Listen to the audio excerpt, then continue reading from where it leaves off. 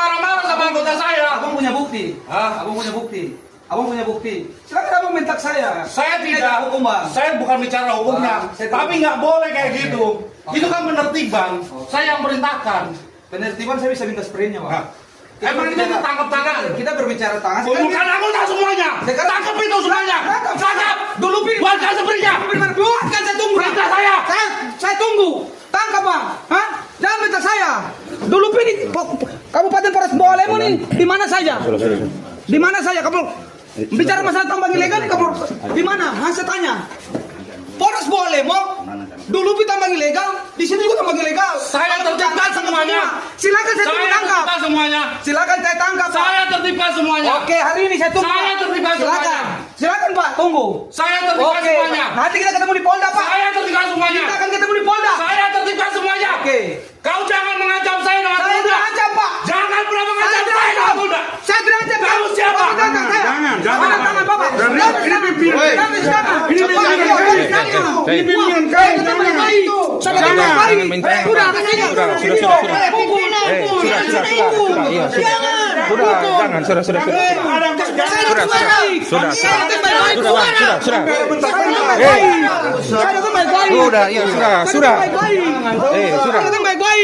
Saya datang baik-baik loh.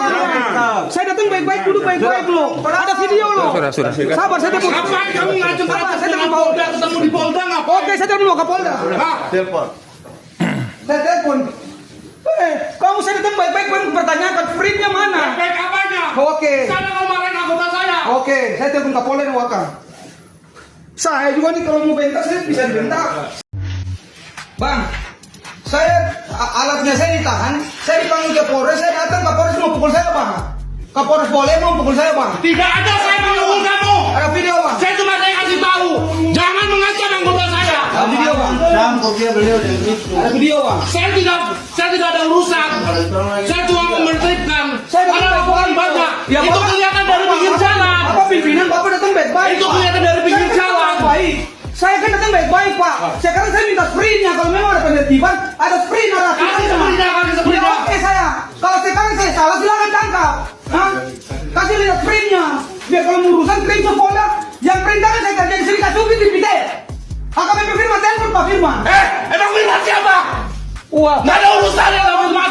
Ya silakan. Saya tidak ada urusan sama Firman. Silakan. Sama Pak. siapa?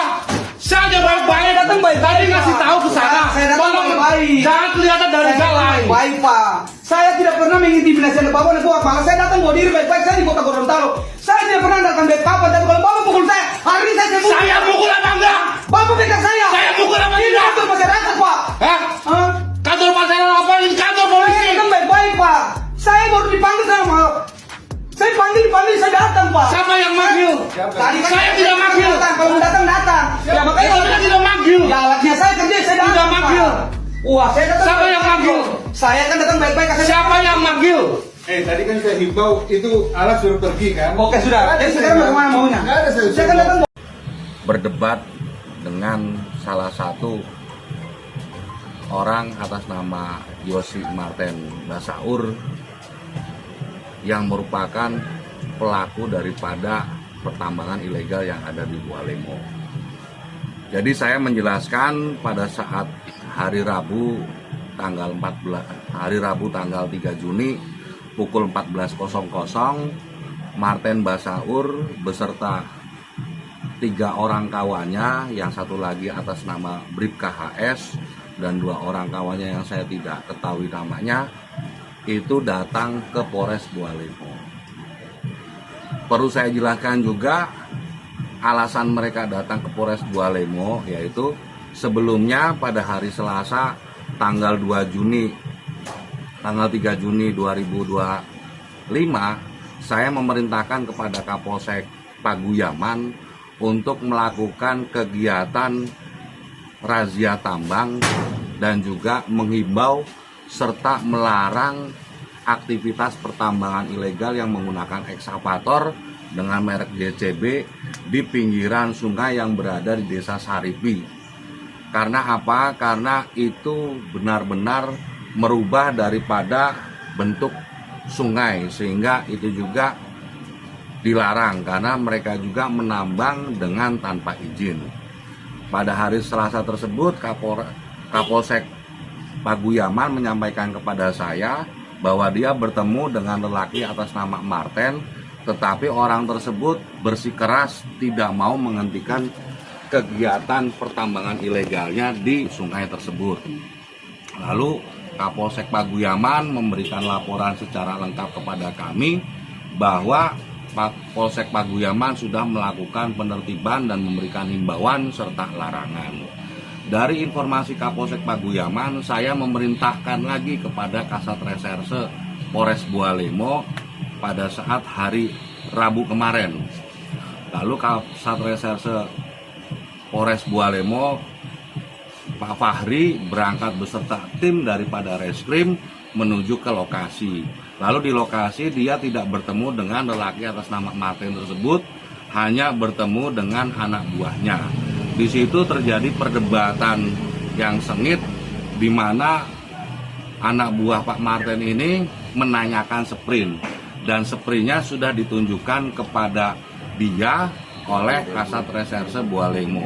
Tetapi pada saat dia ingin memfoto, itu dilarang oleh Pak Kasat Reserse dikarenakan dengan alasan apa dia ingin memfoto. Dan di situ Kasat Reserse pun sesuai dengan perintah saya untuk pertama kalinya memberikan himbauan dan larangan. Kenapa? Karena menurut saya selaku Pak Kapolres, penindakan hukum adalah langkah terakhir setelah kita melakukan upaya-upaya preemptif dan juga upaya preventif untuk meminimalisir daripada kerugian-kerugian yang ada. Lalu pada saat itu Kasat Reserse berdebat dengan anak buahnya Pak Martin, lalu Pak Martin ini menelpon anak buahnya melalui video call. Di video call tersebut terjadilah perdebatan antara Kasat Reserse dengan anak buah Pak Martin tersebut, dengan menyatakan bahwa Pak Martin tidak mau menghentikan pekerjaannya penambangan ilegal di pinggir pantai tersebut, pinggir sungai tersebut. Dan memang beberapa kali saya juga sudah mendapatkan informasi dari rekan-rekan wartawan juga bahwa di situ ada pertambangan ilegal yang dapat merusak daripada alur sungai, yang bisa menyebabkan perubahan alur sungai dan menyebabkan kerugian akibat perkebunan yang terendam oleh air sungai. Lalu Pak Fahri menyatakan bahwa kami datang atas perintah Pak Kapolres, memang saya perintahkan untuk memberikan himbauan dan juga melarang melakukan pertambangan ilegal di lokasi tersebut. Nah, sekitar jam 2 siang, Pak Marten beserta Bribka HS dan juga 2 orang yang saya tidak kenal ini datang ke Polres, lalu menuju ke ruangan Satreskrim. Di situ ditemui oleh anggota saya, Kanit Buser, yaitu Pak Asnawi. Ditanyakan maksud dan kedatangannya apa, dikarenakan Pak Asnawi juga hadir di lokasi tambang ilegal dan ikut beserta Pak Kasat Reserse. Mereka tidak meminta dari Pak Marten itu untuk datang ke Polres Bualemo, tetapi mereka datang atas keinginan sendiri, lalu menyampaikan kepada Pak Asnawi, saya pengen ketemu dengan Kasat Reserse. Lalu dijelaskan sama Pak Asnawi juga bahwa Pak Kasat Reserse sedang ada di ruangan Kapolres, karena memang saya juga ingin mendapatkan informasi yang lengkap dari pelaksanaan tugas yang saya perintahkan kepada Pak Kasat Reserse. Nah, pada saat saya sedang ngobrol sama Pak Kasat Reserse, Asnawi datang ke ruangan saya lalu menyampaikan bahwa izin komandan, bos daripada tambang didampingi oleh anggota atas nama Bribka HS ini datang dan memaksa untuk bertemu dengan Pak Kasat Reserse. Lalu saya menyampaikan, sampaikan saja Kasat Reserse sedang berbicara dengan Pak Kapolres. Tetapi Pak Asnawi menyampaikan berikutnya, dia ingin benar-benar ketemu dengan Pak Kasat Reserse dengan nada memaksa komandan. Ya sudah, kalau begitu saya yang akan menemui.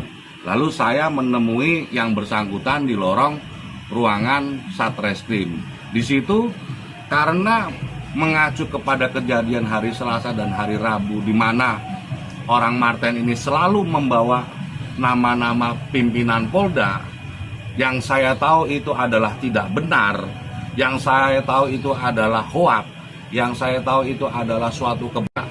Karena Pak Marten juga marah-marah sama anggota saya, mengancam dan menakut-nakuti anggota saya dengan membawa-bawa nama-nama PJU yang diketahui ketidakbenarannya. Sehingga lalu saya dengan nada tinggi, tanpa menghardik, tanpa membawa menghina, tanpa mengancam, saya menyampaikan kepada Pak Marten dengan suara tinggi, jangan kamu mengancam-ancam anggota saya. Jangan kamu membawa-bawa nama-nama Polda untuk menakut-nakuti anggota saya. Kenapa? Karena anggota saya di sana itu bekerja atas perintah saya. Surat perintahnya ada, ditandatangani dan semuanya lengkap. Dan itu hanya upaya untuk melakukan tindakan preventif, menghimbau dan juga melarang untuk melakukan pertambangan ilegal di sana, seperti itu. Lalu dia menyebut-nyebut, kalau begitu ketemu saja di Polda, ketemu saja di Polda. Saya sampaikan, kamu jangan bawa-bawa nama-nama Polda. Kenapa? Saya merasa pada saat itu situasional dan saya butuh untuk meninggikan suaranya. Jangan sampai, saya tahu dia sedang merekam, agar dia tidak menyampaikan nama-nama lain yang belum tentu kebenarannya. Lalu dia masuk ke ruangan, karena saya juga tahu anggota saya sudah mulai emosi, diarahkan oleh kita juga untuk masuk ke ruangan Satreserse. Pada saat mau masuk, dia menyampaikan lagi, akan saya telepon, Kak, akan saya telepon Waka, di mana saya tahu itu adalah bohong. Lalu saya menyampaikan kepada dia, jangan kamu bawa-bawa pejabat utama Polda Gorontalo yang sebenarnya itu tidak ada, tidak boleh seperti itu. Lalu dia menyampaikan bahwa saya bekerja sudah atas seizin Kasubdit Tipiter, Pak Firman, yang saya lalu klarifikasi kepada Pak Firman bahwa itu semua tidak ada. Sehingga apa? Yang disampaikan kepada Pak Marten kepada saya bahwa dia itu atas perintah Pak Firman dan lain sebagainya, di dalam rekaman video itu adalah hoak, bohong. Sehingga saya perlu untuk menegaskan dengan suara yang tinggi agar dia tidak menfitnah kemana-mana seperti itu. Lalu setelah saya menyampaikan, kamu jangan bawa-bawa Polda terus. Karena apa? Karena pertambangan ilegal ini sudah banyak laporannya kepada saya, dan sehingga saya perlu untuk melakukan tindak lanjut dengan cara melakukan upaya-upaya preventif terlebih dahulu. Lalu saya meninggalkan yang bersangkutan di ruangan, setelah itu bubar, dan dia bilang saya akan menuju ke Polda, seperti itu. Lalu di malam hari saya ditemui untuk dilakukan mediasi berdasarkan laporan istrinya atas nama Linda yang melaporkan saya ke Bitpropam berkaitan dengan pelayanan yang kurang baik. Lalu saya menyampaikan kepada Ibu Linda juga, kepada Pak Marten juga, saya meminta maaf dikarenakan saya sudah tidak baik dalam memberikan pelayanan kepada masyarakat. Saya sampaikan seperti itu. Lalu saya sampaikan juga kepada Pak Marten, apabila suara saya yang tinggi itu ternyata tidak berkenan di hati Pak Marten, saya juga minta maaf, seperti itu. Lalu terjadi diskusi dan lain sebagainya, akhirnya mediasi ditutup, seperti itu. Mungkin itu saja yang perlu saya sampaikan kepada rekan-rekan wartawan.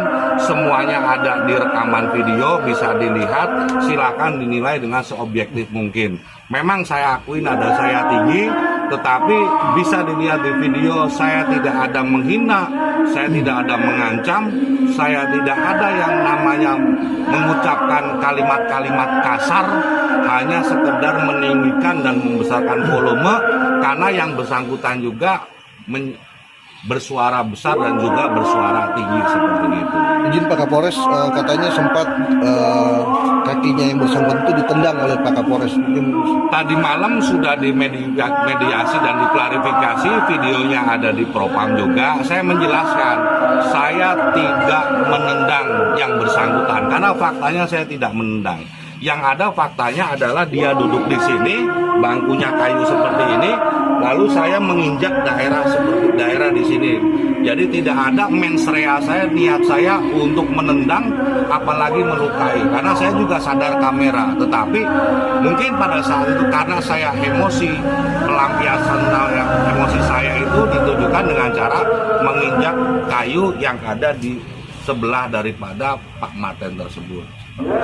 Kalau ini Pak, desas-desus penertiban aktivitas pertambangan, dalam keterangan Marten kan dia merasa bahwa kalau memang ada penertiban, kenapa yang ditertibkan hanya lokasinya saja, lokasi yang lain tidak?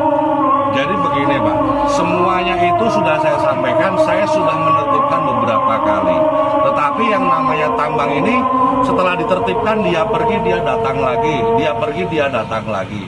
Dan di Tenilo juga sebelum adanya Pak Marten ada alat berat, kita juga sudah mengimbau dan alat berat tersebut sudah pergi.